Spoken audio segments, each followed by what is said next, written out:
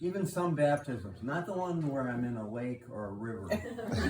I dress up like this, but it's my honor and pleasure to be able to do this today for Chuck and Luann, who I've known for a long time. She told me to give just a brief introduction, because some of you don't know me. I was ordained in the Nazarene Church, and the Nazarene Church has about 2.5 million members worldwide, and we have missionaries in over 150 countries. My main ministry over the years has been in the jail. I used for about 30 years in the Milwaukee County Jail. I was there. Not as a prisoner. Well, you could debate that a little bit. So, you know, in the old jail back in the early 90s, when I went down there, like 91, you would get locked in. It was the old jail. They were just building a new one. A new one opened in 92. And you would be locked in with prisoners who did not want you there, and you were locked in with those who did. So it was interesting, you know, but just a few words about Chuck and Luann. Chuck, I've known him all my life, I guess. His mom and dad were my aunt and uncle, and he always had an art project or something going in the basement. And as a kid, I loved going over there to see what he was working on. He always had interesting music, pictures, and he used to make these, I don't know if you still do, but these scaled models of like the cockpits of airplanes.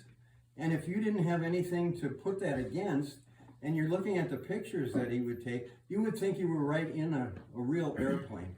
That was always fascinating. And Luann, she really stepped up to the plate when my sister, about 15 years ago now, was murdered. And I was taking care of my mother, and my mother did end up in one of the nursing homes. But Luann kind of took the place of my sister. I mean, she was helping out before that. But she did a lot of the girly things, I call it.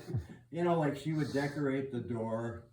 Halloween would come, there'd be a pumpkin there, Christmas, Santa Claus, whatever, Valentine's Day. As a man, that pumpkin probably would have hung there forever. You know, because I didn't get into it that much. But I'm very grateful for all the things that Luann did with my mom. Cleaning out the refrigerator, throwing away the rotten bananas, and getting rid of the fruit flies and all that stuff. So anyway, today we are going to do a vow renewal, and as you just heard, these two have been married nearly 45 years. So they have weathered already a lot of storms, blessings, trials, all these things, and they are still together and want to renew their vows.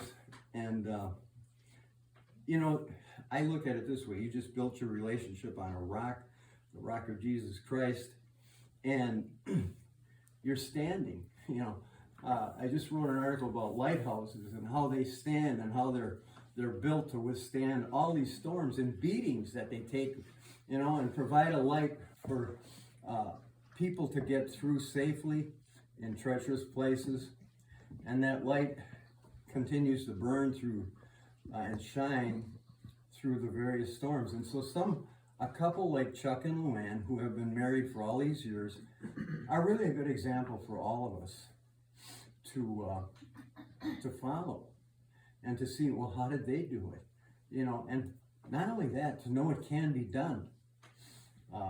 I just recently lost my wife last year, but we were married about 53, not quite 54 years, so I also know what it's like to go through a lot of different trials and things. So if you too would like to just kind of step in front of me here a little bit, not, you know, and you can face me. Okay. I'm going to read this. When you first joined in marriage 45 years ago, you did not know what life would bring you. You promised to love, honor, and cherish one another through it all. And while life has brought you both wonderful blessings and difficult challenges over the years, here you are today, having fulfilled the vows to love, honor, and cherish each other. And God is smiling on you as you celebrate your renewed commitment here today, and as you reflect on your life together as husband and wife. Do you now wish to reaffirm the vows you took 45 years ago? Answer, we do. We do.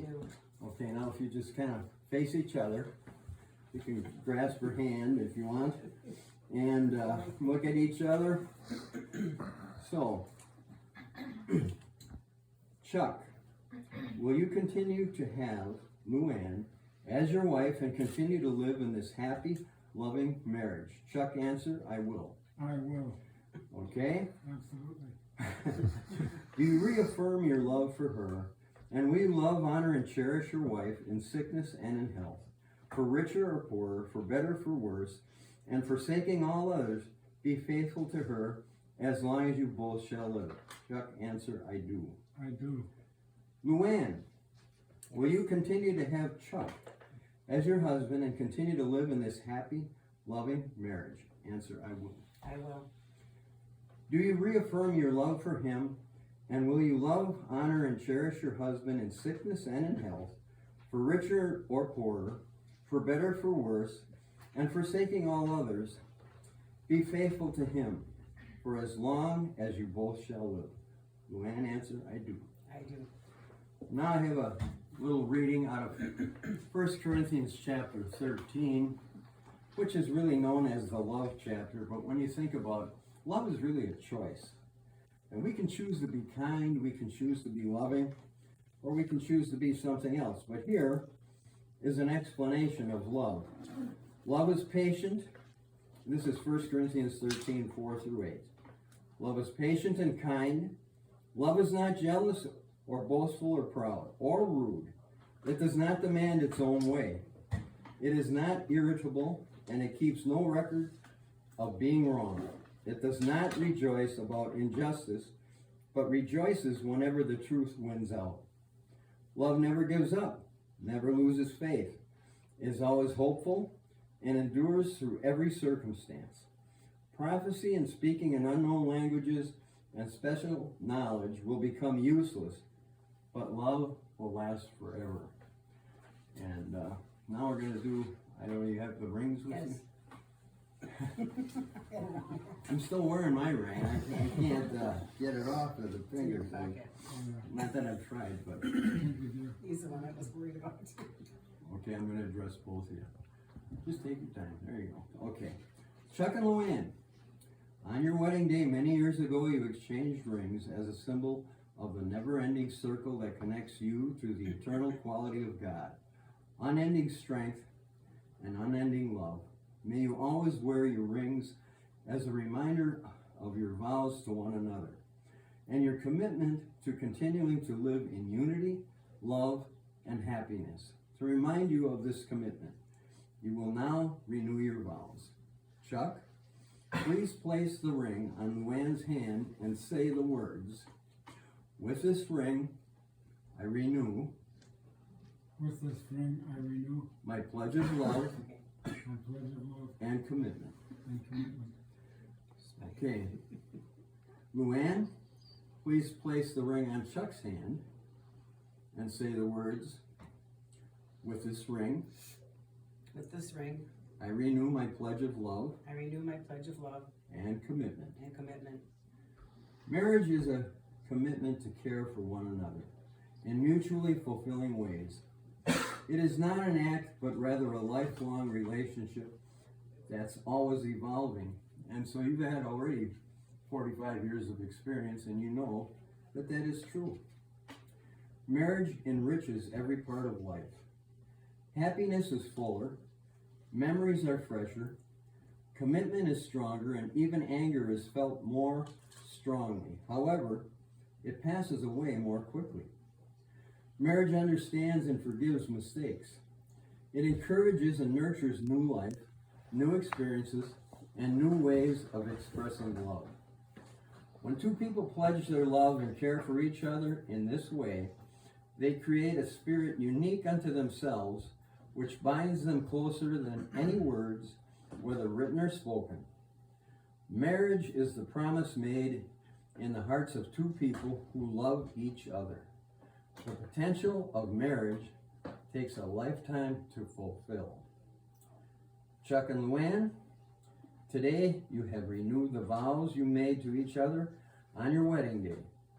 You have symbolized this renewal by the joining of hands, the taking of vows, and the exchanging of rings.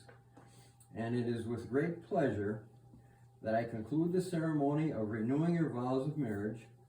Please celebrate this renewal of vows with a sign of affection. So you may kiss each other.